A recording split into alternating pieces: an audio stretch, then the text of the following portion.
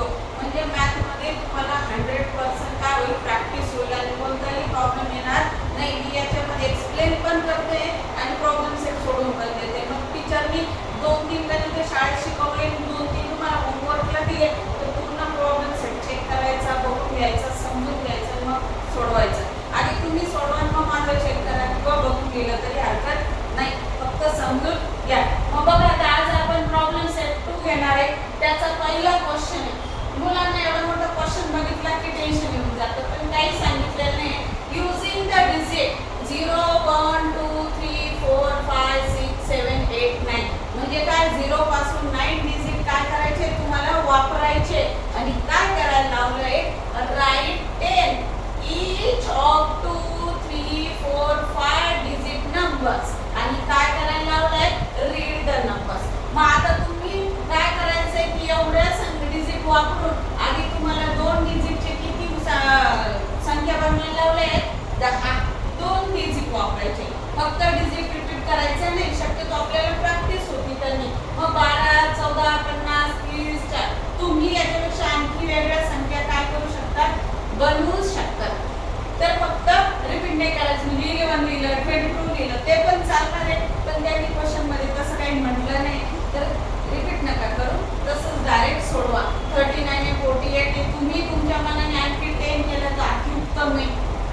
हे झाले तुमचे 2 डिजिट नंबर. नंतर त्यांनी सांगितलं 3 डिजिट नंबर.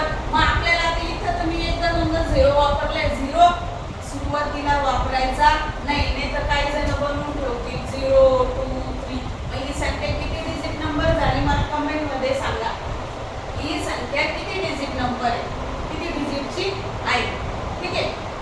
मग हे 3 डिजिट 400, 3, 800, 9, 904, 308, 702, 409, 340, 480, 720, 820 हे झाले आपले 10. याच्यापेक्षा तुम्ही भरपूर संख्या काय करू शकता, बनवू शकता. नंतर तुमचं दिलंय 4 डिजिट. आणि काय होतं, तुम्हाला प्रॅक्टिस होती की संख्या बनवायच्या, डिजिट मेकिंग करायची, म्हणून हा क्वेश्चन दिलाय. अगदी सोपा क्वेश्चन आहे. नंतर 4 डिजिट 4081, 4081, 3234, तर हे सगळे किती आहे, 4 डिजिट. आता 5 डिजिट म्हटलं की 1 डिजिट वाढवायचं आहे. पण तुम्हाला इथून इथपर्यंत किती डिजिट आहे, टोटल 10 डिजिट आहे.